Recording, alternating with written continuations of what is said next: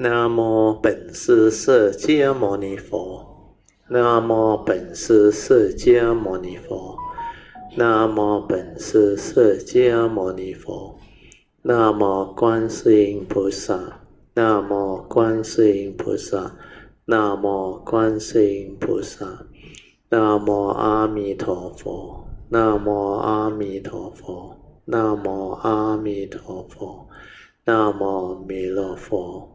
南无弥勒佛，南无弥勒佛，南无普贤菩萨，南无普贤菩萨，南无普贤菩萨，南无地藏王菩萨，南无地藏王菩萨，南无地藏王菩萨，南无佛菩萨，南无佛菩萨，南无佛菩萨。อะระหังสัมมาสัมพุทโธภะคะวาพุทธังภะคะวันตังอะภิวาเทมิสวากาโตภะคะวะตาธัมโมธัมมังนะมัสสามิสุปฏิปันโนภะคะวะโตสาวกสังโฆสังฆังนะมามินะโมตัสสะภะคะวะโตอะระหะโตสัมมาสัมพุทธัสสะนะโมตัสสะภะคะวะโตอะระหะโตสัมมาสัมพุทธัสสะนะโมตัสสะภะคะวะโตอะระหะโตสัมมาสัมพุทธัสสะพุทธังสรณังกัจฉามิธัมมังสรณังกัจฉามิสังฆังสรณังกัจฉามิTutiampi Buddhang Saranang Gacchami Tutiampi Dhammang Saranang Gacchami Tutiampi Sanghang Saranang Gacchami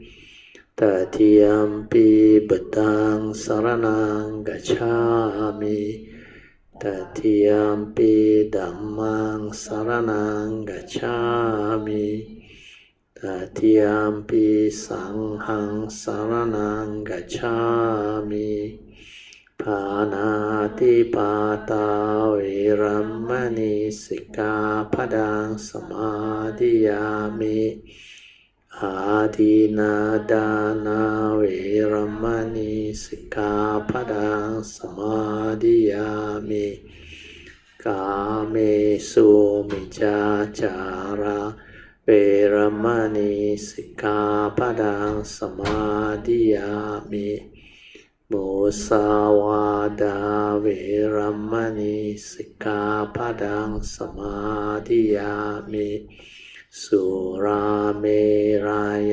Majapamadatthana Veramani Sikkhapadang Samadhiyami Padipa Puja Ganna Sarapatitena Dipena Tamadang Sina Diloka Dipang Sambuddhang Pujayami tamonudang Ganda sambarayutena Dopena hang sugang hina Pujaye pujaniyang tang Puja bhajana muttamang Vanna ganda kuno petang Etang kasuma santatin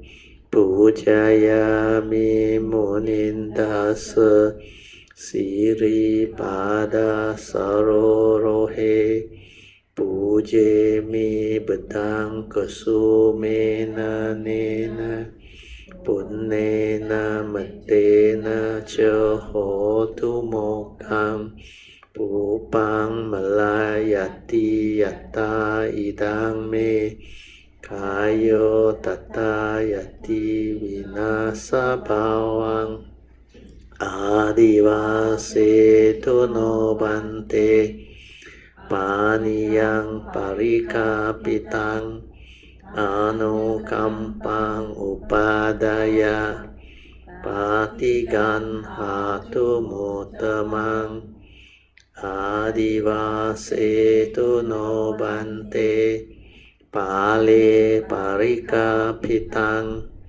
Anukampang Upadaya Patigan Hatu Mutamang Adivase Tuno Bante Bojanang Parikapitang Anukampang Upadaya Patigan Hatu Mutamang. Now we will chant the Puja aspirations based on our understanding of the significance of all these Puja offerings. Significance of offering of light. May this offering of light to the Buddha brings forth the causes and conditions to illuminate our mind and help the needed clarity and understanding to dispel all darkness therein. Significance of offering of water. May this offering of pure, clear, cool water lead us to the pure, clear Dhamma that cools and doses off the fires of all defilements within our mind.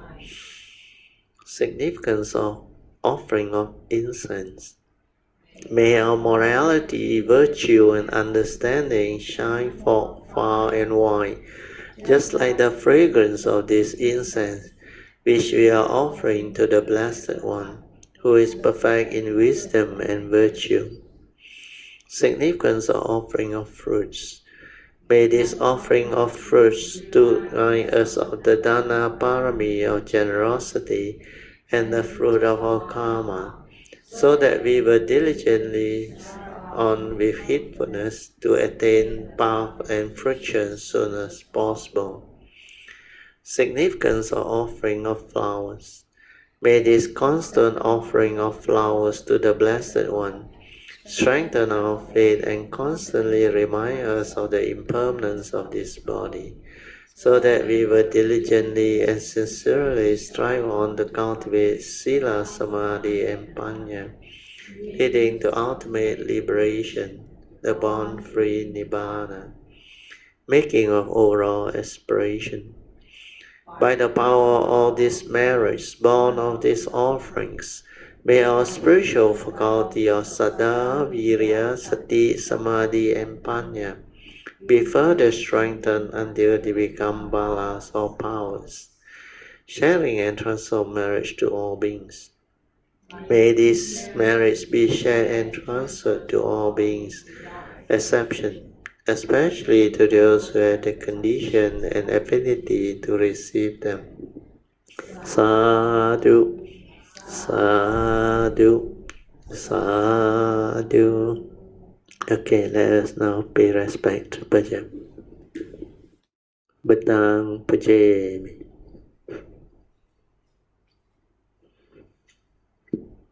Dhammang Pujami.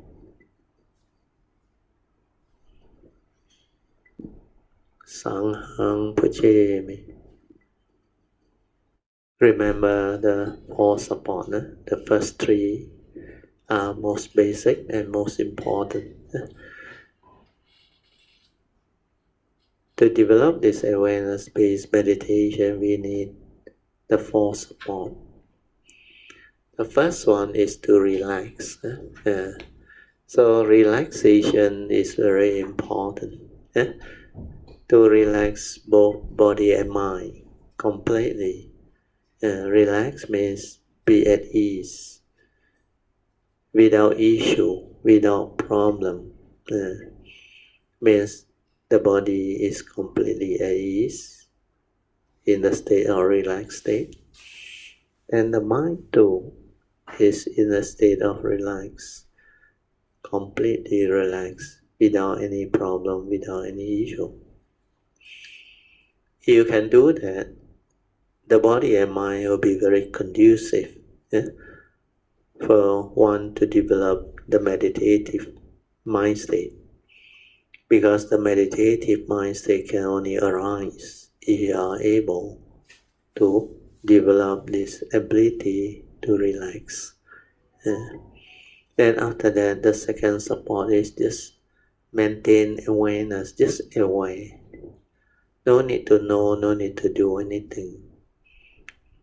To prevent us from lapping into the unconscious or the sleepy state, or the mind that create a lot of thinking via mental hindrance. So these two states of sleepiness and heedless thinking are the mind state that you need to avoid.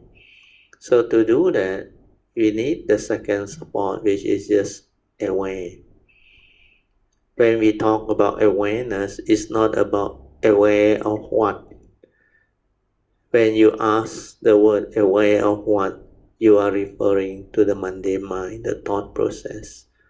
The true mind, which is just aware, is before the knowing, before the perception. So there is nothing for you to be aware of. It's just the awareness nature within, aware, finish.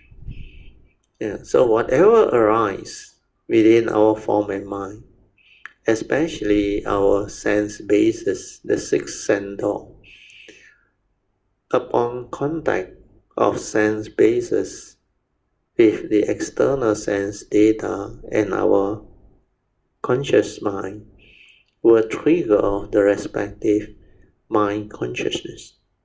That's why we can arise the seeing consciousness, the hearing consciousness, the smell, the taste, the tactile, and the thought consciousness. And these three, they keep on arising, where these are like nature's law, like the physics experiment. Upon contact, when there is a battery, there is a bulb, there is a switch. When you on it, with everything in functional procedure, then the light bulb will light up. The lighting up is like the conscious process. We call it consciousness.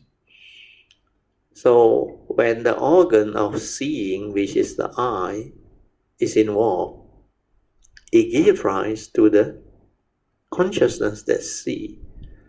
But before the egoic mind comes in and lashes onto it, it is just that lighting up process, means the mind becomes conscious. Conscious of seeing, hearing, smell, taste, tactile, and thought process. So when they arise, you just aware, finish. Before you even develop the perception to know what is that you are being creating through your conscious mind. So this second support of aware is very, very important. This is to decondition your heedless thinking. When you are just aware, you don't think. You don't even try to know. You don't even try to do anything. But all this is by the thought. So when the thought is no longer active, then the awareness nature will arise and develop the stability. And that is what we are doing. That's why we call this the awareness-based meditation. So after you have the first two support, relax, aware, then the third one is to stabilize this awareness. Means to maintain this awareness for as long as you can. So the ability to stabilize the awareness is the most important training. So when that can happen, means the cultivator who is developing this awareness-based meditation can realize his true mind, the silent mind, which is the meditative mind before the arising of thought. Then you will experience that deep, tranquil state, the silent mind which is completely peaceful, quiet, tranquil, and still. That's why there is nothing inside there. The whole mind become transformed, which means there is no thought process, no sankhara, no movement, no activity. If you can realize that, that is the beginning of good meditative training and experience, because that is how you can realize your true mind, your silent mind. Without thought, then only the awareness nature can arise, the true mind, the silent mind without any activity, without any movement can arise. But before it arises, you need to be very patient. You need to allow that mundane thinking, that mundane activity, that unfinished mental movement to slow down and cease by itself. All this understanding can only arise if you really go into it and give it a try. When your thought is not active, all this starts to appear. All this that lead to the awareness within will start to happen. And this is a completely different training. Like many Kayamita have come to know. Then you can clearly understand the big difference between the thinking mind, that heedless thinking mind, the mundane mind that has a lot of activity and movement, as opposed to the true mind which is completely still and without mental activity. That mind is very peaceful, very tranquil, very still, no activity at all. So the ability to recognize that and to realize that is the beginning of understanding. Because without this true mind, the silent mind, you cannot develop the clear understanding. Okay, so with this, I will let you meditate on your own. Then for those who already know how to meditate, you just continue to relax, maintain awareness and let it stabilize.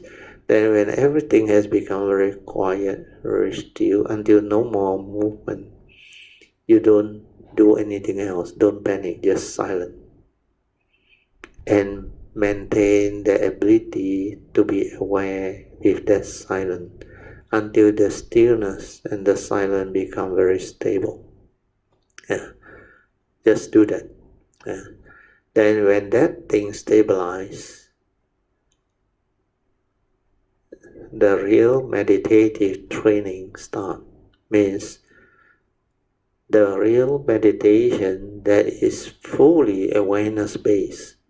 Means from the awareness, it will observe, it will insight into phenomena, it will awaken, it will develop the understanding. That's why that silent mind, that true mind, that is only aware, when it is without mundane activity, thinking and movement to cloud it, the emotion, to distract it, it can observe, clearly observe. And that observation is what we call the direct seeing, the silent direct observation or seeing, that can allow you to understand clearly who are you, what are you, and how you function as a human being, how the mind arise and pass away following the dwelling, paticca samuppada, and how you become what you are. All this you will see clearly and understand them deeply. And through that, you awaken. You are no longer deluded, no longer deceived. And that deep realization within will enable you to understand the difference between the mundane mind and the true mind. Then you will understand clearly without thought, who are you? What are you? And what is this five aggregate of form and mind all about? What are their universal characteristics? Everything you will come to understand. Okay, you all can slowly, mindfully come out of the meditation. Try to maintain whatever inner peace, inner calmness, and inner awareness that you have developed for as long as you can. These are the mind state that you have developed and trained, and you need to make use of it to live life, to develop the heedfulness in the midst of life, especially the stability of daily mindfulness. Invocation to the Devas. In this universe, in the entirety, let the deities or Devas come here. Let them hear the good teachings of the King of Sages, which is heaven and release, Nibbana. This is the time to listen to the teaching. This is the time to listen to the teaching. This is the time to listen to the teaching. Samanta Chakawalesu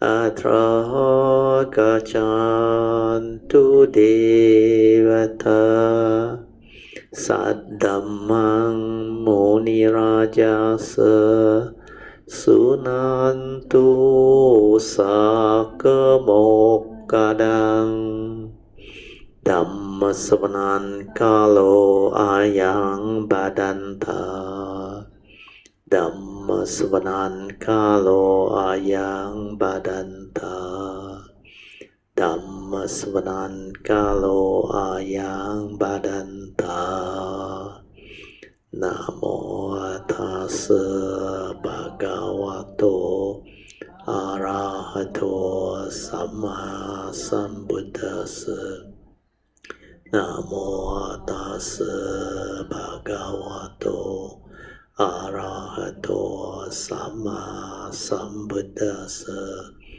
Namo Tassa Bhagavato Arahato Samma Sambuddhassa Iti Beso Bhagava Arahang Samma Sambuddho Vichacharana Sampanno Sugato Lokavido Anuttaro Purisa Dhammasarati Satta Deva Manosanang Buddho Bhagavati Swagato Bhagavata Dhammo Sanditiko Akaliko Ehipasiko Panaiko Pajatang Veditabu Vinohiti Supatipano Bhagavato Sāvaka Sangho Yupatipano Bhagavato Sāvaka Sangho Nyaya Patipano Bhagavato Sāvaka Sangho Sami Patipano Bhagavato Sāvaka Sangho Yadidang Chattari Purisa Gani Atta Purisa Pukala เอสาภะคะวะโตสาวกสังโฆอาหุเนโยปาหุเนโยดาเกเนโย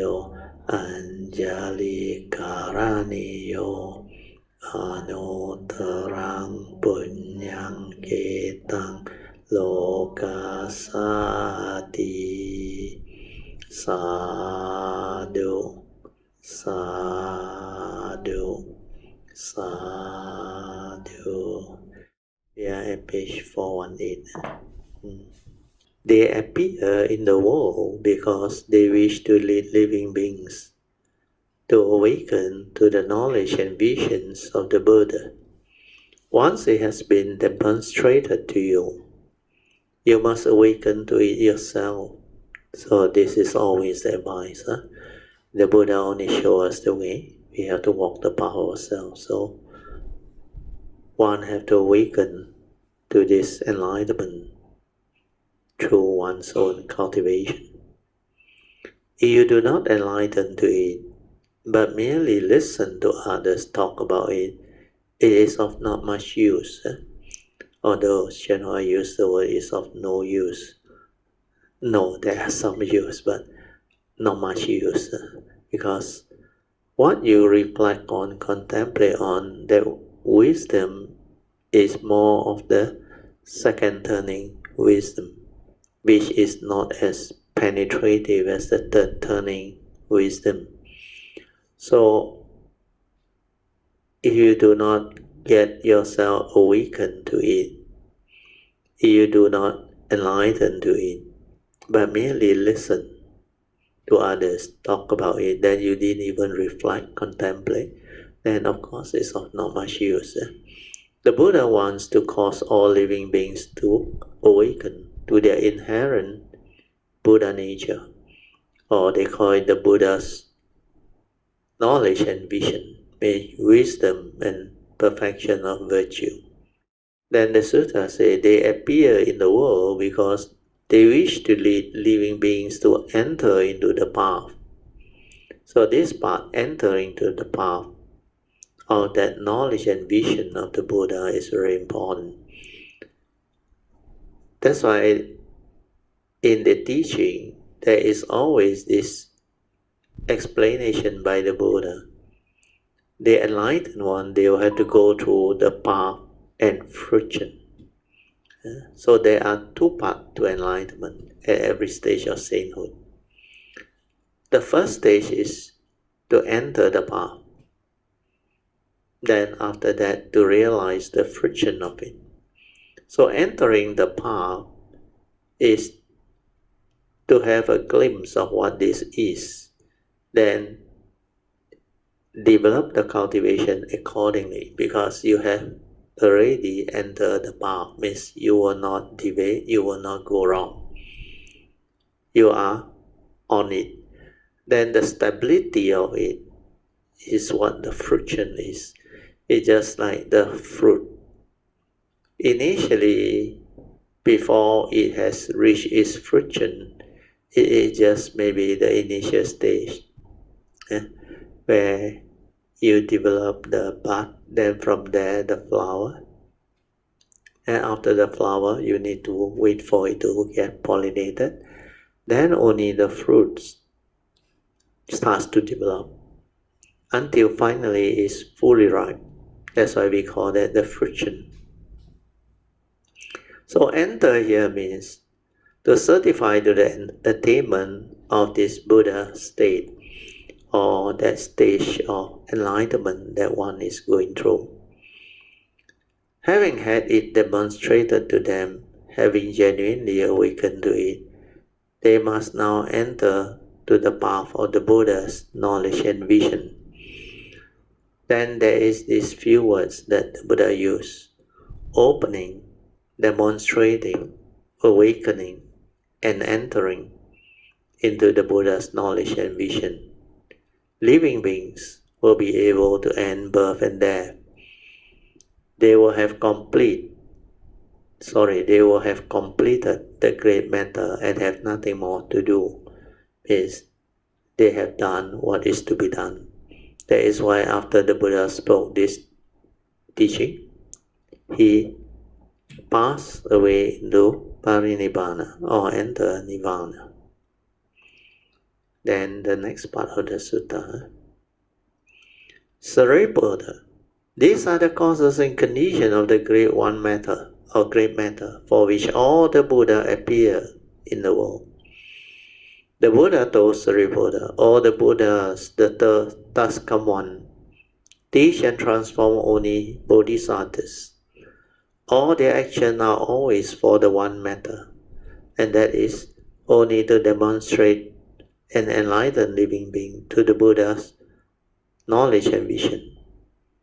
Sariputta is speaking Dhamma to living beings. The thus come one use only the Buddha vehicle, means the supreme vehicle. There are no other vehicle, whether two or three. Sariputta, the Dhamma of all the Buddhas of the 10 directions is thus. Sariputta, the Buddha of the past by means of limitless, countless expedient devices, various causes and conditions, analogies and expression, have proclaimed all of the Dhamma to living beings.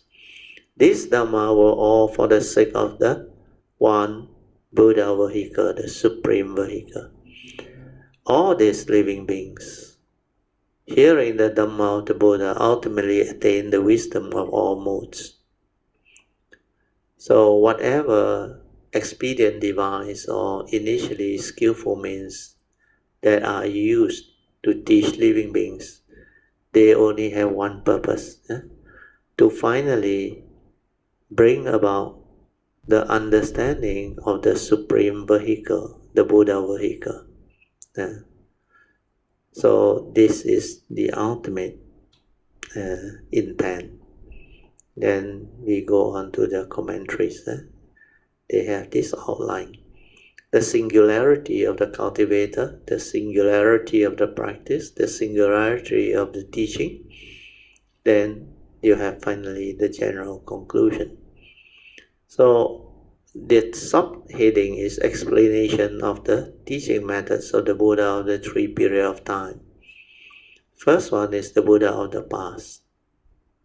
Commentaries. Sariputta, the opening, demonstrating, awakening and entering into the knowledge and vision of the Buddha, which I previously mentioned, causes living beings to end birth and death, release from death, to separate from suffering and attain bliss. These are the causes and conditions of the one great matter for which all the Buddhas appear in the world. The Buddha told Sariputta, all the Buddhas, the thus come one, teaches and transform only bodhisattvas. All their actions are always for the one matter, and that is only to demonstrate and enlighten living beings to the Buddha's nature. Sariputta is speaking to the living being. The thus come one only uses the supreme vehicle or the Buddha vehicle. There are no other vehicle, whether 2 or 3. Sariputta, you should understand that the Buddha throughout the 10 directions only used the Buddha vehicle. There are no great or small vehicle. There are no other little vehicles. 2 refers to the great and small. So this one is the Theravada, or in the early day they call it the Hinayana, or the small vehicle. But they don't like the word Hinayana. They change it to Theravada. Thera means the teachings of the elders. The elders who ordain more than 20 years of ordination, they are called the Theras. So they call it the Theravada. Otherwise it's Hinayana and Mahayana. That's why they call it the small vehicle and the great vehicle. So 3 refers to the sound hearer, the conditioned enlightened ones or conditioned enlightened vehicles, and the bodhisattva vehicles. There are not 3 vehicles either. So what is left is only the one supreme Buddha vehicle. So there is only one way. So this is the ultimate teaching. All the earlier teaching actually bring forth the causes and conditions for all this to manifest or appear or to arise. Like I explained to you earlier, because 2,500 or 600 over years ago, when Sakyamuni Buddha arose, he taught for 45 years after his enlightenment at the age of 35 underneath the Bodhi tree. So during these 45 years of teachings, of preaching, he initially couldn't start off with the Buddha vehicle or the Supreme vehicle, because he realized living beings, they are not ready. Very few can have the capacity or ability to understand his teaching. That's why initially he was reluctant to teach or to even share with the world what he has realized. But then Sahampati, the Brahma who can read the Buddha's mind and knew what was going on, came down from the Brahma line to pay respect to the Buddha and respectfully request for the Buddha to share what he has realized, because according to Sahampati, there are some with little dust in their eyes who can understand what you want to teach and share. That's why after that the Buddha reflected. Then he realized, there are some, especially the teachers that taught him a lot of Buddhaka. But when he checked, the two already passed away. So there was no way. Then he surveyed the world again. Then he recalled the 5 ascetics that were with him. He said, these 5. If he was to speak to them, they were awakened. That's why he surveyed the world and located them, and then he walked towards that direction to meet up with them. That's how the teaching started. He immediately proclaimed the first sermon, or they call it the Dhamma Pavatana Sutta, the first turning of the Dhamma wheel. Then after that he followed by the Anatta Lakkhana Sutta, the sutta on non-self or empty nature of existence. With that, all 5 become arahants. Then after that, there were many that came. They started to develop and grow.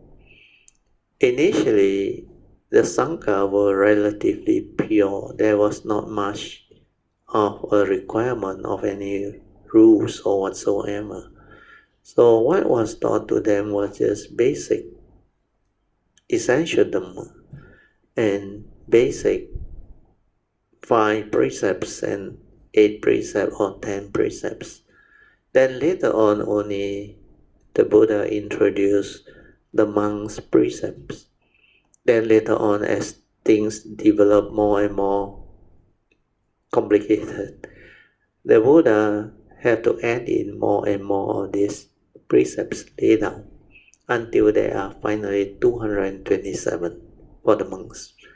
Then when the ladies also decided to ordain and enter the Bhikkhuni order, initially the Buddha was reluctant because he knew the sasana will be shortened by about 500 years. And 500 years out of 5,000 is about 10%, which is to the Buddha is precious and useful. But because of causes and conditions, the people who requested, they are close to the Buddha. One of them is, I think, the mother's sister, Mahaja Mahapati, or what, I forgot the real name. Then the other one was also the wife, Yasodhara, and many others. They were very determined, very diligent, and through some persuasion from Ananda, finally the Buddha relented, consented, and allowed. Then the precept increased because of the Bhikkhuni order to 300 something. So this was how it all started and evolved. Then initially he taught a lot of very basic, expedient way of teaching. Means the emphasis at that time was only on the sainthood way. The enlightenment of the sainthood way means to speed up the awakening of cultivators to realize the first stage of sainthood, which is Sotapanna shape, followed by the second stage of sainthood, which is Sakadagami shape, then Anagami shape, and finally Arahanta shape. And then after that, only towards the later part of his life, and also to those close disciples of his who have the past, he taught them the Bodhisattva way. And that was not much described under the Theravada scripture, because under the Theravada scripture, Ananda was the attendant. And Ananda at that time was just a Sotapanna, even before the Buddha's Parinibbana. He only became Arahant the day after the Buddha's Parinibbana, when the first council was about to sit. So they wanted him to be part of it because he can recite the thing. But he was not an Arahant, so the requirement was all has to become Arahant at least. So he strived very hard. But just before the next morning, which was the first council, when they all meet to review the teaching, he became an Arahant. It was described when he was about to lie down to rest, where he was very tired. He actually given up and he said, enough. When he gave up everything, the mind was clear, blank, didn't hold on to anything. And that was the time with the awareness and the mindfulness. He went into cessation and he realized the fourth stage of sainthood. It's just as simple as that. Then after that, of course, the rest is history. So what I want to share with you is the initial teaching during that time was mainly the sainthood way. But there are some who have the past. They are able to actually realize the enlightenment to become Pacceka Buddhas even without the sasana. That's why they divided these two into the first two expedient way type of cultivation, and they call it the Theravada tradition, Xiao Chen, the small vehicle. Then later on, it moved on to China, where Bodhidharma transmitted the teaching over to China. Then Mahayana starts to develop. Mahayana is the greater vehicle, where they teach a lot of emphasis is on the Bodhisattva way. So the Bodhisattva way was propagated through the Mahayana teaching, especially after the sixth patriarch, Huining. Master Huining, when he came, he was able to share the teaching in such unique way that he came out with the southern teaching, which we have gone through in our Sunday class.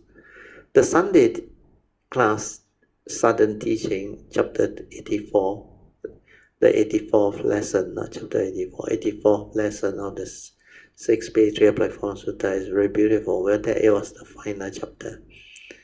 And this one describes the hallmark teachings of Huining, where he takes you direct to that nature within. That's why the first hallmark is to realize the state of no thought. That is what I am sharing and teaching you all too. Awareness-based meditation is go into awareness and to realize that true mind, which is beyond thought, beyond mind, and it must be a free mind. That's why that teaching is very, very fast and the most penetrative. That's why he called it the sudden teaching. You can just awaken to it when you understand. The moment you realize it and understand, you awaken. No need to wait for one day or gradually. No need. But if you go through the thought-based meditation, which is not awareness-based, it can take you many, many eons of cultivation, and yet you are stuck. You cannot realize anything. You cannot penetrate. Maybe some with the parami can realize the sainthood way, and to realize the sainthood way, they also must have a glimpse of their true mind, their silent mind, or that cessation of nibbana. So all these are actually taught, but what is recorded is mainly the Theravada teachings, then later on the Mahayana teaching. But both these teachings, they are no longer the authentic one at that time when the Buddha was sharing them. Because over the years, the commentaries, the interpretation, and the way it was transmitted and shared down have involved a lot of what I should say distortion or what they call deviation. It's no longer the original authentic penetrative teaching, because as the year passed by, the way the teaching, the essential Dhamma and the methods, the technique, the object of meditation that were introduced through all the later years of commentaries and explanation by various authors and teachers has made it so different. So unless you can meet someone who have gone through the cultivation and realize that thing, it is not easy for you to receive the true teaching. So to realize this awareness nature within is the most important. That's why when Huining came out with the sudden teaching, that was the major breakthrough. That was the beginning of the great Mahayana teaching. It flourished and become very popular and very famous. Then, like all teaching over the years, it also get distorted, deviation and all those things. And now we have a lot of other teachings. But all these teachings, you can meet up with the true cultivators of the way. They can explain to you. Then you will still be able to find the way and develop the practice accordingly. So nothing to worry. Take care of karma. Karma will take care of your life. Then make aspiration. Then follow the Bodhisattva vow, the yellow card that I taught you. Then determine to make aspiration.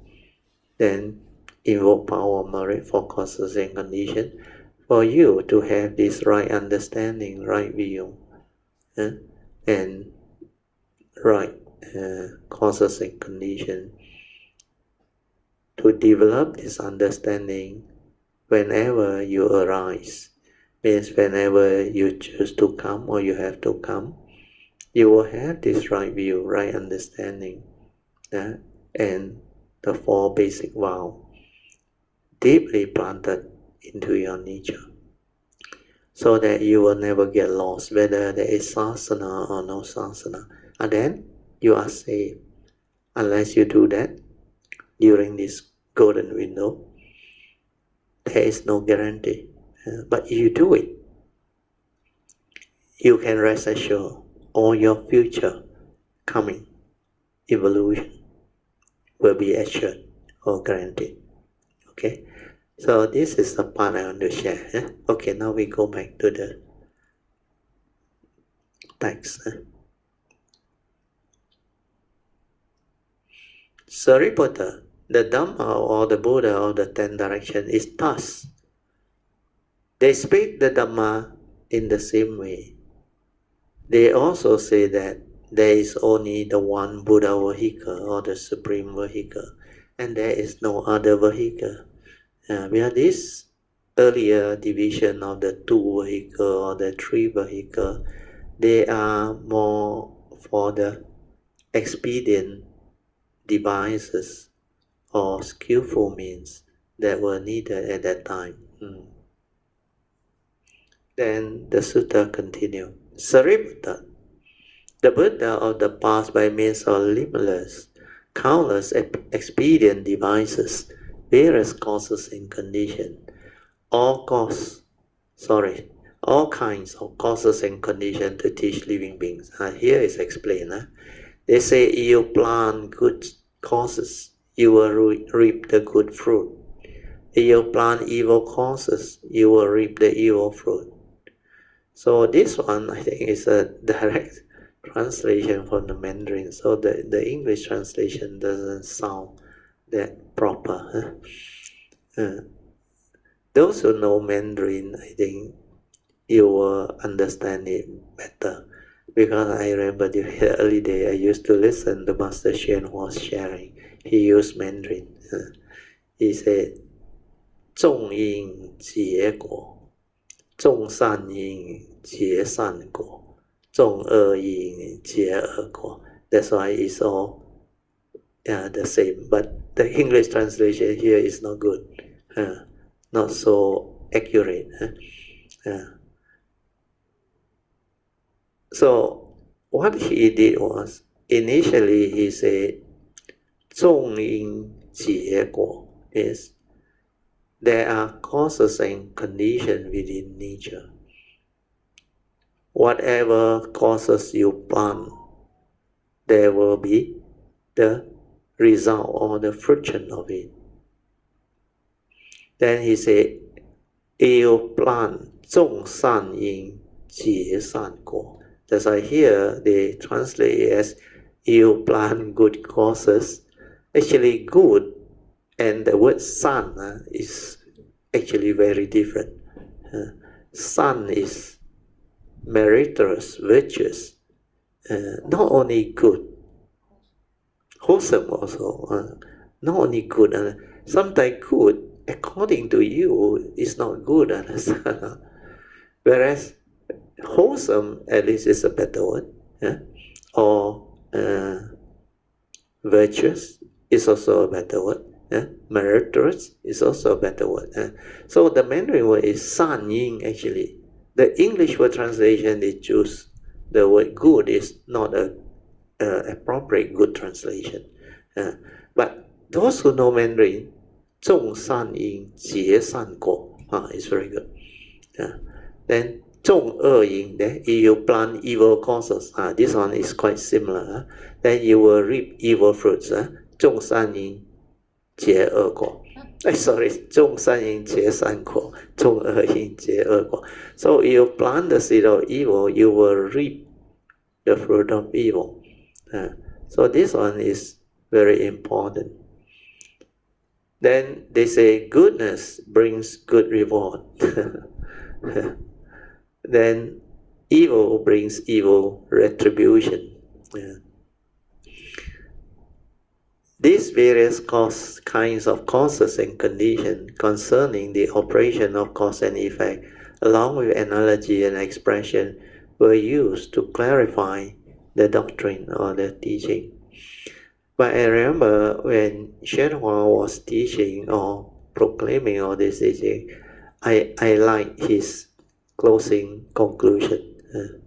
He always say like that, 种因结果. 种善因结善果，种恶因结恶果。Then he said, 众生千万要小心. Means living being, you must be careful. 千万不要种错因结错果. He said, never allow yourself to plant the wrong seed, the evil seed, and reap the wrong fruit. He said, if you are a farmer, you're supposed to plant the appropriate fruit for the appropriate good harvest. But you plant the evil roots that make you evil, means you become heedless, although you don't intentionally do it, but through delusion, through heedlessness, you go and plant the seed of evil with the evil root. You will reap the fruit of evil, which is your evil karmic. All the evil karmic that living being experience is from their delusion that condition them to plant the seed of evil. That's why never make that mistake of planting the wrong seed and reaping the wrong fruit.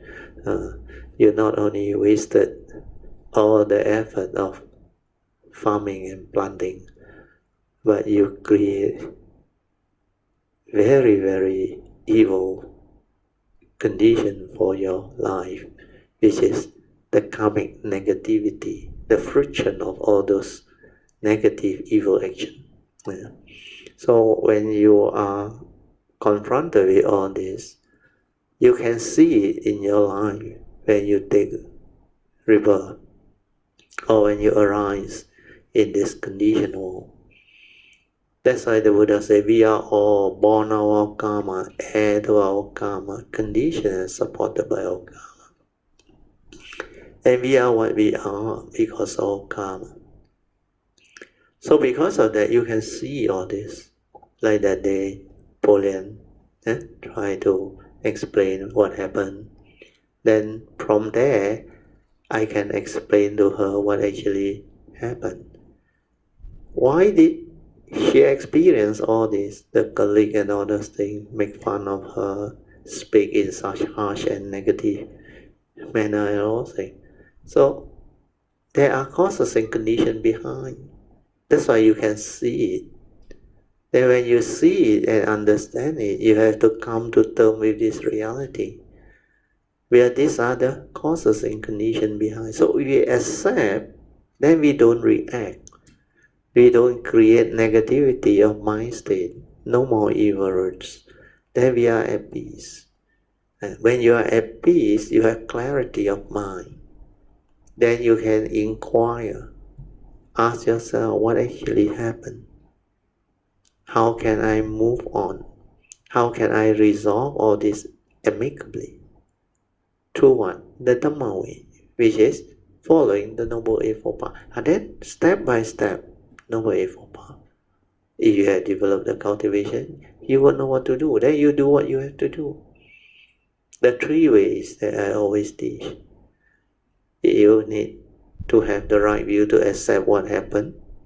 Then, knowing that all these are karmic related, the first thing that you must do is to ask for forgiveness, to seek repentance, then vow not to repeat all this by following the advice of the Buddha to avoid all evil, do good, and purify the mind. And that is what cultivation is all about. When you start to do that, you are actually basically cultivating the Noble Eightfold Path, following the advice of the Buddha. And with that, you will have a lot of mercy, wholesomeness, paramis develop. And when this is done, your life will change for the better. It will help you develop the understanding, the causes and conditions for you to actually resolve whatever matter that arises in life amicably and move on. And it can even clear your karmic obstruction, bring forth the way, and you can be a blessing to all. Then of course, the last step is the third way, which is to invoke power of merits. But you have to cultivate for at least 3 to 6 months before there is sufficient merits for you to invoke, unless in the past you have done them. But most likely, you have to do it this life too. that when you invoke the power of merits for causes and conditions to turn around, it can be very beautiful. You can use it to help others too, especially your loved ones, your related loved ones and all those things, or even your good friend, your brothers, your sisters, your siblings, your good neighbor, or whoever, even your colleagues. So these are the way. We call it the Dhamma way, following the Dhamma. So when you have all this understanding, your life can change over for the better. No matter what happened to you in life, no matter how miserable one can be. So once you understand this teaching, you can move. You can develop the understanding to transform yourself, to cultivate, to change over to a new way of living, which is the heedful living, no longer the heedless living. That's why we develop this awareness-based meditation, and we teach the essential Dhamma. We teach you how to apply the teaching to develop all this understanding so that you can be a blessing to yourself, to your loved one, and to all of humanity as a whole. And you can radiate that love, that metta, that wholesomeness towards all beings, towards the environment, towards nature, towards the entire existence. And this mind state can be your parami, can be very conducive, very wholesome, and it can also change the totality of consciousness within our environment, our nation, our planets, and the world systems, even the planetary world system, then later on the galaxy, the Milky Way, and even the whole universe. All this become possible. That's why the Dhamma way is the most beautiful. The Buddha had proclaimed all the Dhammas to living beings. These Dhamma were all for the sake of the one Supreme Buddha vehicle. Although he spoke of the great and small, and of the trivial, he finished this one also. The Buddha's ultimate wish, his primary intention was only to speak the Buddha vehicle and guide living beings to the quick realization of the Buddha path, means the Bodhisattva way. All these living beings, hearing the Dhamma from the Buddha, ultimately attain the wisdom of all modes. There are three types of wisdom. First, there is all wisdom, which belongs to emptiness, and which is the principles of emptiness to which those of the other two vehicles certify to. Secondly, there is the wisdom in the path, to which the Bodhisattva or the provisional vehicle certify to. This type of wisdom belongs to existence. The existence meant here is a false, temporary existence, not true existence. Those of the two vehicles certify to the attainment of the empty, while the Bodhisattva of the provisional vehicle certify to the attainment of the existence. Thirdly, there is the wisdom of all modes. This type of wisdom belongs to the middle path, the middle way. It leans neither to the extreme of emptiness nor to the extreme of existence. It is the wisdom of the middle way to which the Buddha certified to. So this is the Mahayana classification. Okay, we are at the last paragraph of page 420. So now we shall continue your second session, which is meditation reporting, or whatever question you may have regarding the meditation, the Dhamma, or how to apply this Dhamma understanding so that you can use it to help you resolve any world situation or issue that one confronts. Good evening, Brother Teo, Mr. Steele 跟所有的噶纳米塔。我祝福大家这个新的一年2023年能够大家能够福慧双修，然后继续的cultivate stride on with healfulness。那我也祝福Brother Teo 跟 Mr. Steele 还有所有的噶纳米塔能够身体健康。Brother Teo，maybe 我 share 一个experience OK， 我刚刚从宽坦的那个trip 回来，我这一次是去帮忙做 helper，因为这一次我们是在一个 Buddhist temple 借他的那个地方来 conduct 这个retreat，so 我就去帮忙。And then during 这个 retreat， 因为我们是借别人的地方，所以很多的restrictions。And then 就有一个 helper， 一个男的一个 helper， 就他没有什么 follow 我们的 rules，就每天一直跑去 temple 的 kitchen， 然后在那边是讲话。So then 我看到了，我也就有一点 reactions，then 就在 during meditation 的时候，那个 Monday Mind 就在那边一直就开始的，很像 sweet talk 这样子。But 他这一次他不是很loud， 他就很像小小声的，一直在你的耳边这样子，就在你的 heart 边，一直这样一直一直去 comment， 一直去 criticize 这个 helper， 整个那个meditation 的那个 sections，then after 了那个 sections 了，我出来，then 我去看这个人，then 这个 helper 又坐在我的旁边跟我一起吃饭。The moment 我在吃饭的时候，我看住他，but during 那个时候 silent 的时候，你看住他，你就觉得这个 form and mind 又没有事情just he is what he is。 That one very important。 But during 那个 meditation 下一个 section 的时候，你一 sit down 的时候，那个满天妹又在那边很sweet talk，哇，就一直讲他 not follow the rules， 又怎样，哇，一直在那边一直讲，but 他不是很。我知道，not the strong type but because your mindfulness is there, you're more sensitive, you can sense it in the background doing all these things. So then 那个section 完了以后，我就去 reflect 去 contemplate， 不然就你每次讲的那些 Dharma， 我讲对我很重要。对，我想people just the way they are， 然后the world is the world， 这样我就 people is just the way they are。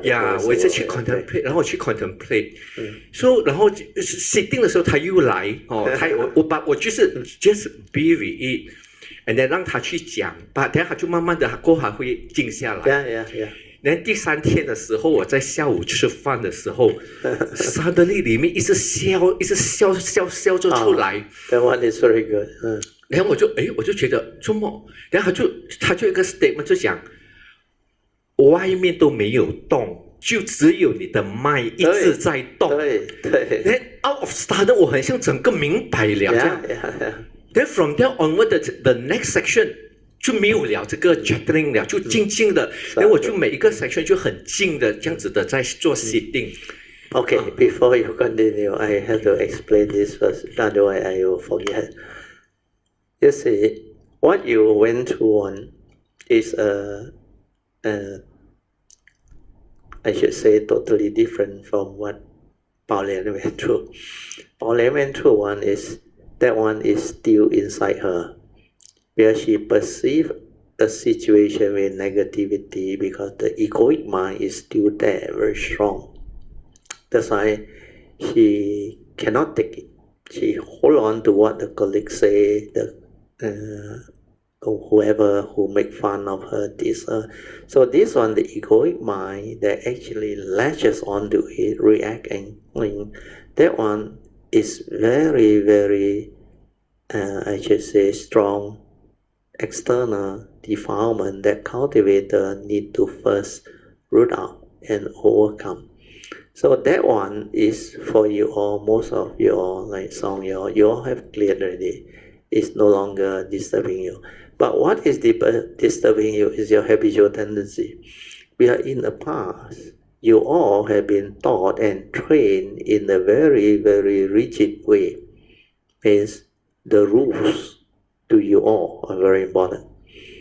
In a retreat, you cannot talk, you cannot do this, you cannot do that, you must follow rules and all that. That's why I say wherever there is rigidity, there is no Dhamma. But Dhamma is not rigid. Rules are rules that are applied or introduced when a situation warrants it. Like the Buddha, he also introduced rules. You must always remember what I share with you, like traffic rule, like traffic lights. Why they introduce traffic light? Yeah. The civil engineer will know because they do traffic design and all those things. It's because that junction has reached its capacity. If you don't have the traffic light to regulate, it will create massive jam and problem. That's why you need to introduce all these rules to regulate certain intent and purpose. But like the traffic light, if it has lost its ability to regulate, don't be a rigid,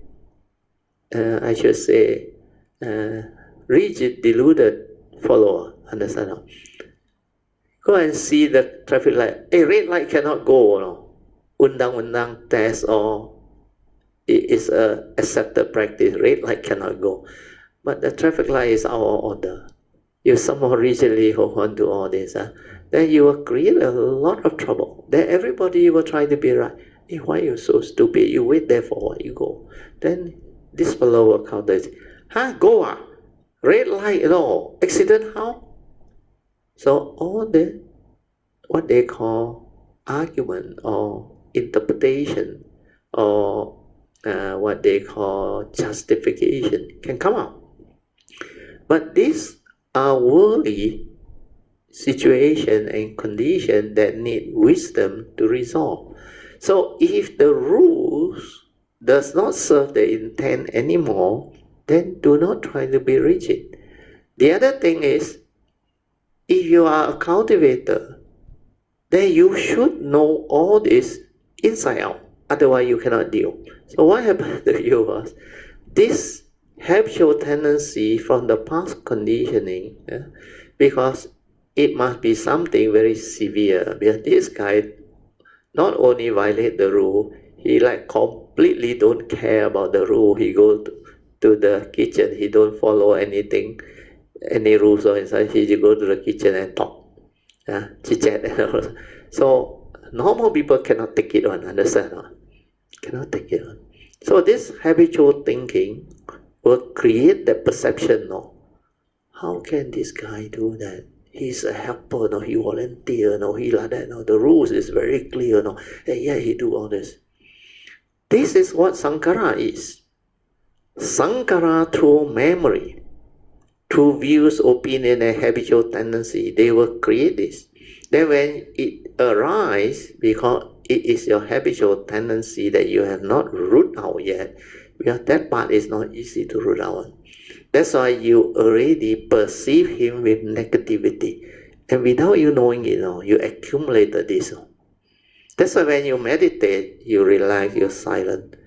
You know it's not strong, it's like chattering behind, the very subtle one. But it is disturbing. Because if there is no wrong view, no attachment, no habitual tendency to actually perceive in negativity, then the brain don't carry. It's not accumulated.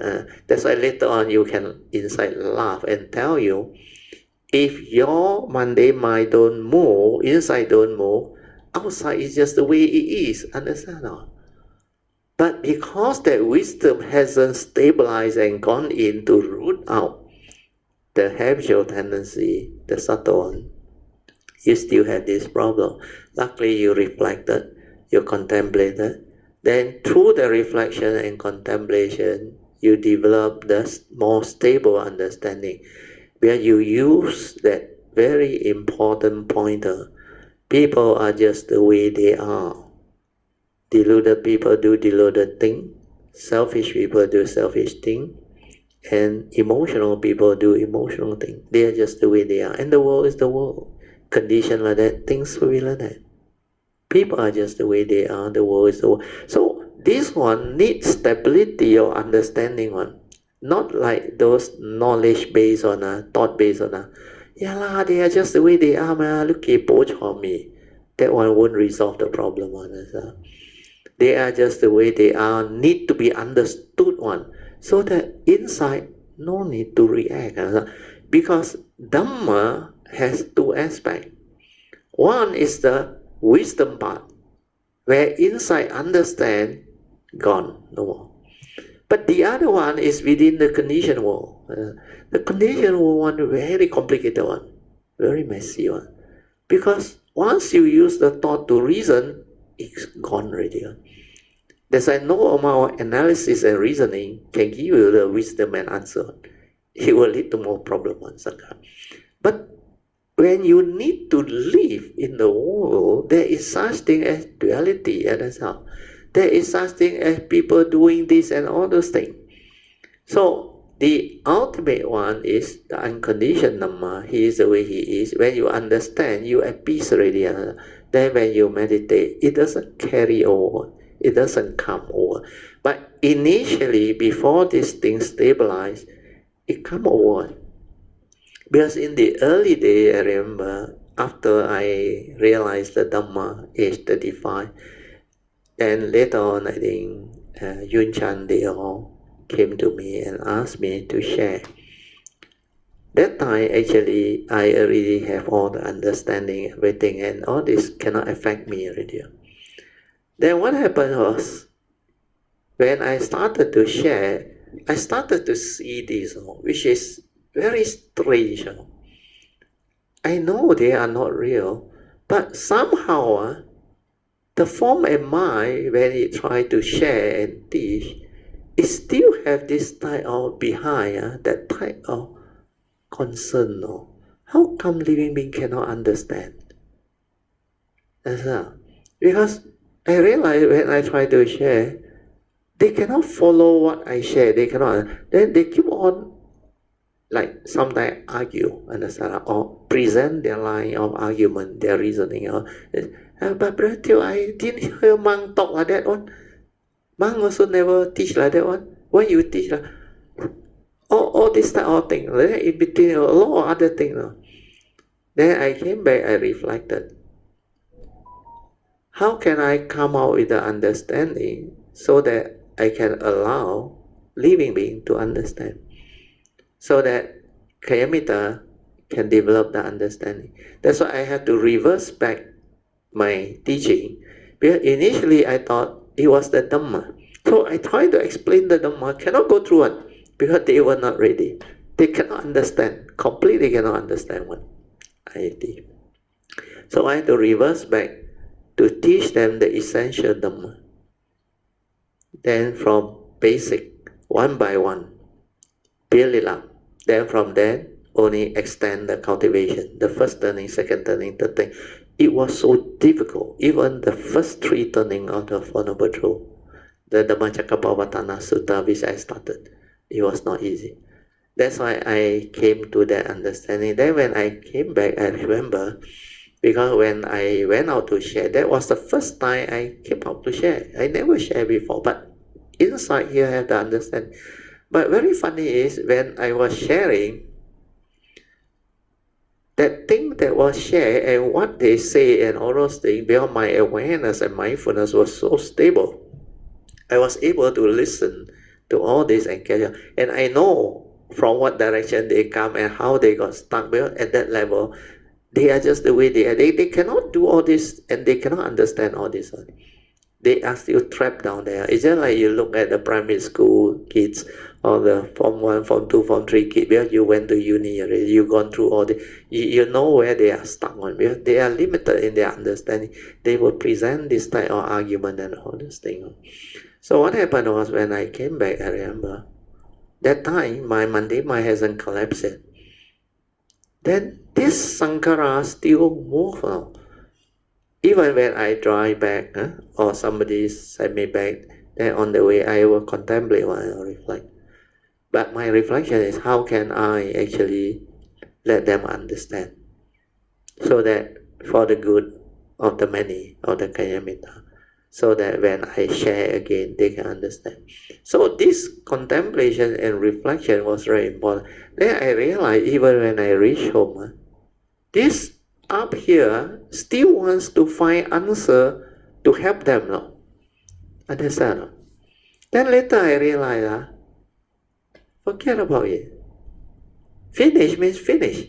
Understand? That's why later on I developed the third level of understanding. Kan san, use san. You understand? The first level is kan san, pu san, mundane seeing. Kan san, si san, mundane seeing. That kan san, pu san is the supramundane. When you are at that stage of supramundane seeing, you want to teach people, very difficult. Because these people still at stage 1 seeing. Then there is this right and wrong, habitual version of perceiving things, but because of the wisdom, it's not caught. It's not caught. He understood. Then what happened was, as I reflect and contemplate, then I realize, thing is just the way it is. That's why I can share with you. Condition like that, things will be like that. Nature is. The reality is. For me, after I have that understanding, I say, my duty is to share. Finish. After that, you agree, you don't agree, you can receive, you cannot receive, nothing to do with me. Understand? That's why nowadays you see, I just laugh. I just smile. Then even they like sometimes at the retreat, they question me, like last time your brother Chia, starting that time, they keep on attacking, want to like prove that you are not the one that understand. Every time he come out with something, he think he win already, he think he can corner me already or attack me. But the way I answer him, he realized he know he is no match. That type of wisdom. That's why finally on the second day, I think in the afternoon, before the lunch break, he came down. He approached me, he talked to me, then he said he want to pay respect. Then he want to learn and all that. Then I sense something that he is sincere. He said, then I say, okay, I will teach you something after. I say, when you're free, before the class start, you come and see. So he came immediately after the lunch, when nobody was around. Then immediately I taught him about the triangle and the Trinity. How the mundane living, the awareness one, then after you develop the awakening, you use this to live. That part, the missing link, he don't understand. So once I explained that to him, because he later on had the parami to, because initially he was very confused. He said, lying down, meditation. And he heard Chin House snore like anything. A lot of people snoring there. Because it was so new, that session. A lot of people were very new, they're snoring. So I said, what type of meditation is it? But later on, he tried, Because when he had a faith, then he realized he himself also snore. That's why he understood what was going on. Then he starts to change. He starts to laugh. Then he realized after he do that lie down, he was throughout the day mindful. The mind enters deep. Then he realized what I share was true. He was every movement, every action, even go down to kitchen, he very quiet. The mindfulness was there. Yeah, he actually has developed it before, but he doesn't know how to apply it and use it. Nobody explained to him. He instead went into the continuous mindfulness. He went into apana. He went into absorption. That's why energy field and all those things. Then later on, he has to develop this to release it and all that. So what happened is, not only at your level where the habitual tendency can come in, but you have to root it out with stable understanding. Now I can explain further. There are two parts. One is the unconditioned Dhamma that you have to understand through that contemplation, reflection. Then after that, hey no you, hey no me, like you say, 5 aggregate form my mind. Understand? Even though it's just a 5 aggregate, when he is doing it in the kitchen, you must reflect and contemplate and realize that it's just a 5 aggregate of form and mind, the way he is doing those things. Because he is just the way he is. Then when you have that, you will not perceive him with negativity, and then it will not accumulate in your brain. Then you realize when you go and meditate, I was saying, no more problem. You don't even want to talk about it, unless there is condition to share, to teach, and to develop the understanding further. So this is a very important understanding that you can develop. Luckily, you reported this. So this is what I want to share. But it's completely different from Chipolian. Chipolian one is stage 1, haven't cleared. You have to clear that one. Because that one, your evil root still there, the egoic mind still very strong. You still can get hurt very easily. Very easily. Because you keep it inside. That is your problem. And you bosong until you cannot tahan.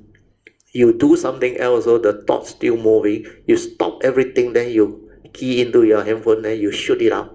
Oh, that one is very latent. Bokam one. like pressurized already. Want to release. That is what the heedless delusion can actually condition what they call initial cultivator to do all this. Because initial cultivator don't have the stability of mindfulness to see and understand all this.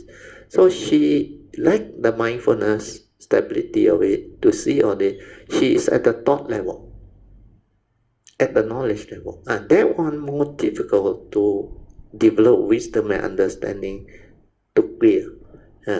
But once her awareness stabilizes, once she starts to see and understand, she will progress very fast. She will move very fast. So all this, we should thank our Kayamita force for having this condition to have all this sharing that enable the cultivators of the way to actually bring forth the understanding. But the last session, what Joey shared was very typical of a new cultivator who just went into awareness-based meditation. But she tried for 2-3 years now. Only now she starts to understand now. Last time she totally cannot understand. Now she understands that this Maya can be quiet and still on its own or not. Although she cannot stabilize it, she only have a glimpse of it. But it's good enough. Then when I explain the difference between the heedless thinking, he can recall last time was continuous, the Sankara analyzing, reasoning, thinking, commenting, chattering, is non-stop one, cannot stop one. But at least now she knows how to relax, maintain awareness, and let it be. Although cannot stabilize it. After a while, the thought comes out. Never mind. The beginning of that understanding is very important. Once you see that there is a moment of quietness, stillness, the mind can become like that. That is the glimpse that she needs to see. Then the faith very strong. And now she had the faith to do it already. So I say, just do, be patient, relax, maintain. The result will come. It's a matter of when. Then after that is the Jubilant one. The thought very strong, very active, and like to hold and keep inside. So that one, you have to stabilize your faith and develop the mindfulness. The mindfulness must stabilize until you can see like Joey like that start.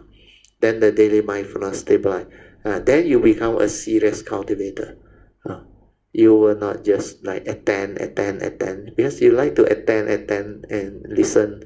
Of course, sometimes you find it interesting, you listen, then you think you learn something. But all this is still like what Shen Hua mentioned just now. Listening to what others tell you, understand? Other people sharing an experience, not your own one, understand? Then you develop this like knowledge, understand? Then you think you know, you think you understand, but you cannot apply it, understand? That's why he said it's of no use. He used the word of no use, but I say of limited use, or not much use. I use the word not much use. Why? Because you didn't reflect, you didn't contemplate, you didn't inquire, you didn't go deep into it. You don't have the mindfulness, the clarity, understand, the awareness to go into all this, to reflect into all this. So cultivation has two parts. One is to realize the stability of mindfulness. Listen, develop the faith, develop the awareness, stabilize it. Then from there you can develop the daily mindfulness to develop the stability or understanding. Then you reflect, you contemplate, then you silent and do it until it becomes very stable. Then the ultimate unconditioned Dhamma will surface. Then when it surfaces, that is the first stage to enable you to root out the gross one, the very gross one. Then later on you deal with like what song they all go through, the habitual tendency, the more subtle one. Because these are the ones that you need to go through life. You need to go through relationship, like your career and all those things, to see all those things. Like how your client did all those things and how you react. And even when you now go to retreat, all this, because every time is how you perceive a situation. That's why I say there is no such thing as a problem when you understand. A problem only exists, listen, when you perceive a situation with negativity. Understand? If you don't perceive with negativity, your brain don't accumulate. And the sankhara will not move, will not come out. You realize every moment of sense experience, when you just stir your mind or react, it already accumulated. Why this fellow like that? Why he like that? So this is how it goes. So initially you have to be very mindful to see it. Because the moment I saw it, I felt it, I knew already, accumulated already.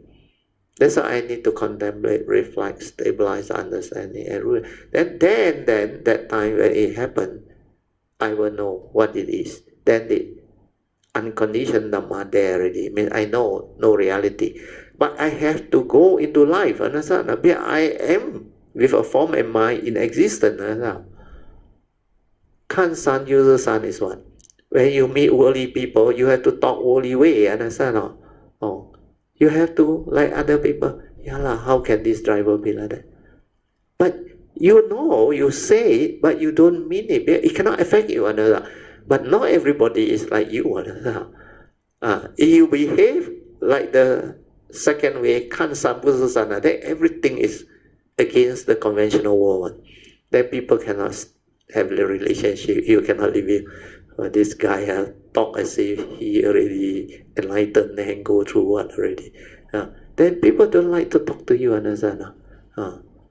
So that one cannot fit into the world, cannot fit into society. To fit into the world and society, you must have the third stage of seeing.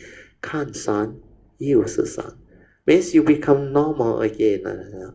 When you meet the mundane people, you speak the mundane way. When you meet the enlightened people who has the direct seeing, you speak the Dhamma way. Understand? That one is very difficult. The Dhamma one. To go into the Dhamma one, that one you need a lot of stability or understanding. Well, that one involves the Bodhisattva way, your exposure, like the Wuliang I Ching, you remember? You have to have that wide exposure, extensive exposure over aeons and aeons and cultivate. That's why I told you a lot of the things that my former mind realized this life, I didn't learn them this life. Even the teacher did. This is from my past. I inherited the spiritual nature that had this understanding. Even asking for forgiveness and all those things, the Bodhisattva way, the yellow cut. All these are from the past. It's not from this life one. But this life, this form of mind, nobody teach me like that. And all this understanding came from that spiritual nature of the earlier cultivation, the continuous cultivation. So this is the part that you need to develop further understanding. So now it's like more or less towards the final stage of cultivation already. The unconditioned Dhamma clear. After that, go into life. The conditioned Dhamma also need to clear. Then you reach the third stage of seeing, Kan San, use the sun. You become normal again. You no longer trapped in duality. Whoever you meet, you can fit in. You can fit in. That's why I can talk to children. I can talk to people with suffering. I can talk to people who has the Dhamma, cultivated on the way, or difficult people. No problem.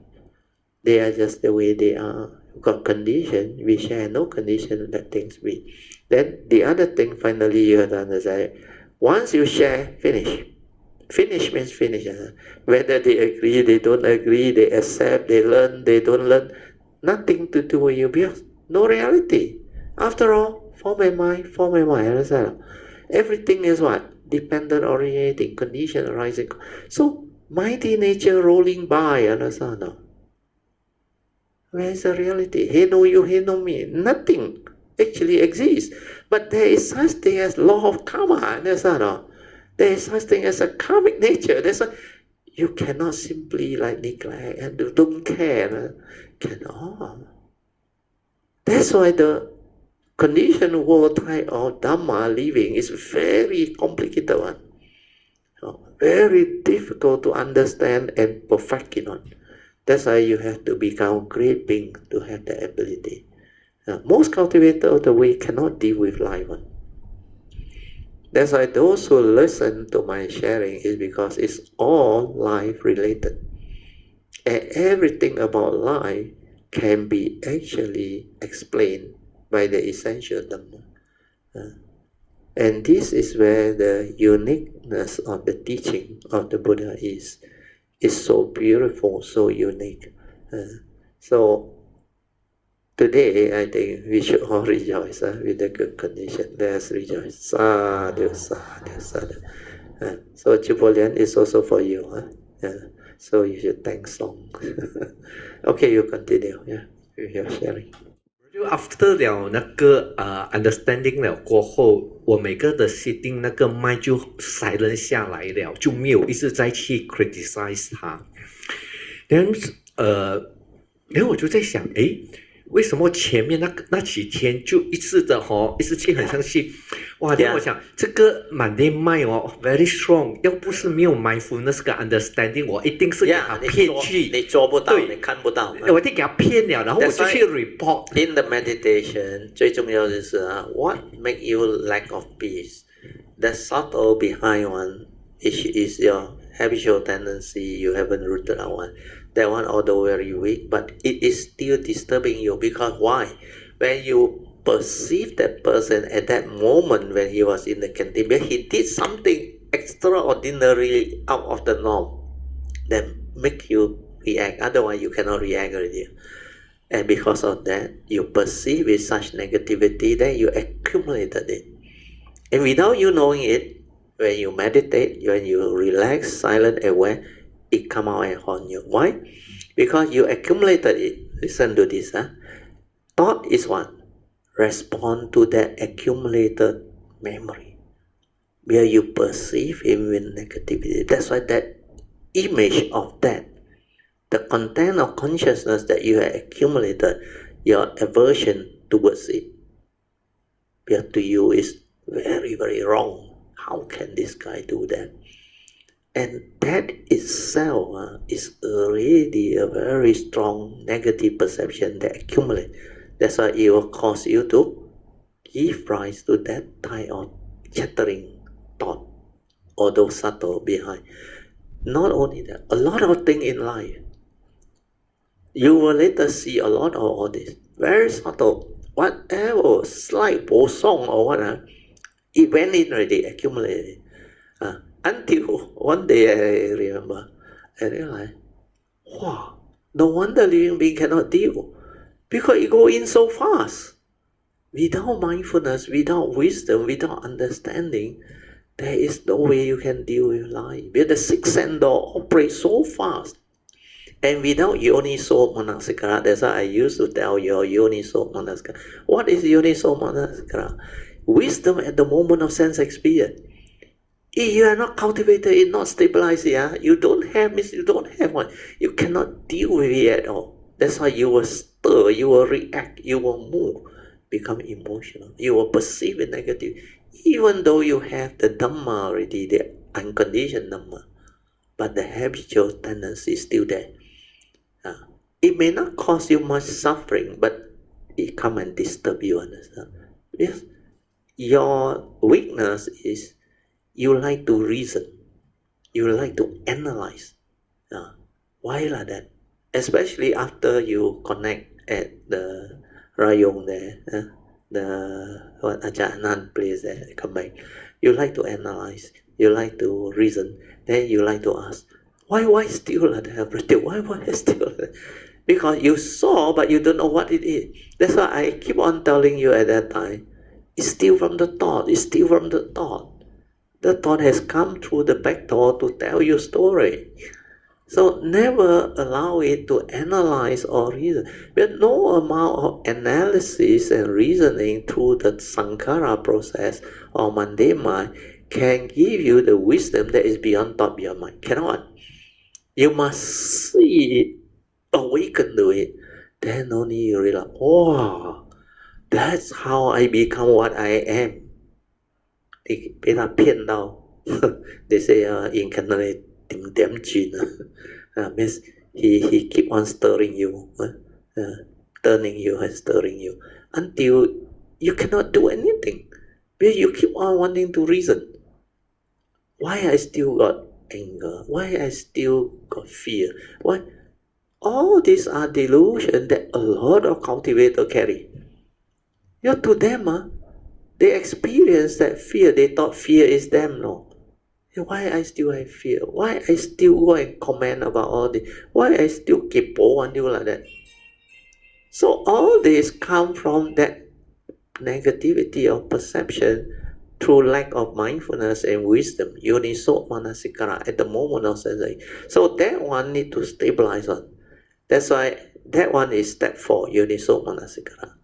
Then only sati sampajana can become very stable. Otherwise, the sati sampajana cannot become very stable. Because the space between thought, you must arise it on. Have more and more moment more. But as long as you do not react and stir your mind with every moment of sense experience, then that space between thought will be longer and longer and longer.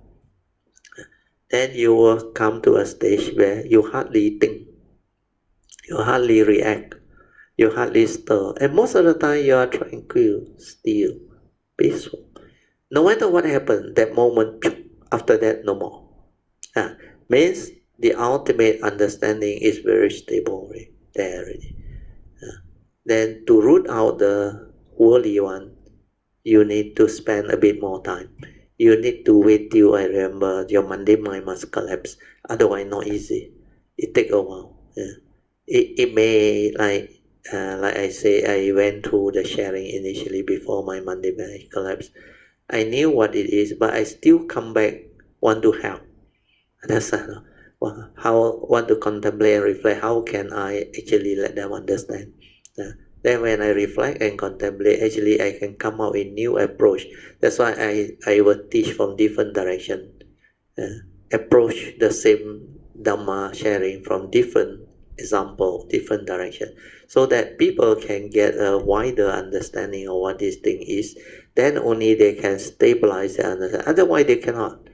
They cannot. But the Dhamma is very funny. You approach it from one direction, people cannot understand.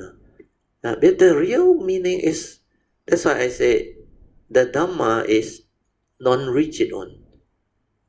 Non-rigid in the sense that it involves so much causes and conditions behind on. If you cannot see and understand all this, you cannot apply the Dhamma. That's why you use my word, repeat what I say, no use. Because different conditions, different people, different coming background, everything different. Society can be different. Evolution can be different. Then karmic conditioning background. Then the situation at that time, all can be very, very varied and different. And you cannot always like one size fit all, every time apply like that. But the essential Dhamma is still the essential Dhamma. But how to approach it and how to apply it is all very different. Everyone is different. So that one is not easy because it cannot be learned. And it cannot be taught also. You have to go through the process. That's why you have to go through the Bodhisattva way ultimately to develop this stability. So don't worry that this life you cannot do it and all things, but don't worry.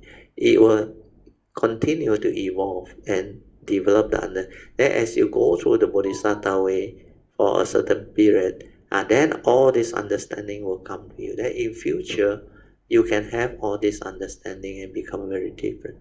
Okay? So sadhu, sadhu. Very good. Anything else can summarize before we end? 就我过后，我过后，我这一次很清楚的去看到那个满地麦怎样的 disturb。然后我突然间过后，我就能够明白，人家不是就刚才你的 explain 那些 essential Dharma，想哇，这个满地麦真的，如果没有 mindfulness， 没有 understanding 哇，你真的是给他骗去。cannot deal with it。我讲如果在这一次我没有 silent 跟没有 understanding， 我一定去 react， 我一定去 report to 那个 teacher， 我有时候自己去 reprimand 他。但 after 当我有 understanding 了过后，有一天我去厨房，我看到他的时候，我跟我自己讲，哎呦，我的 duality， 我的你我相 so strong， 我那个分别，因为这个是你的 habitual tendency 来的。So from there, you still, when you are not fully aware or conscious with the Dhamma, means the Yoniso Manasikara, when that thing is not stable yet, you cannot deal. You still perceive negativity. But under your normal understanding, like you came to know, he is normal. He's just a form of mind. You can say that, but you don't have that inside you. Understand? The stability of it. You can only have that when you have clear thinking, when he's behaving normally. When he suddenly get violent or attack you or say something funny, that is the best test. The way you perceive it and react, you will know. For me, whatever happened here, very stable, then you will observe and see. If no condition, just let things be. Just let it be. Why you want to involve? But when there is condition to act, to help or what, then this one will know that it will arise.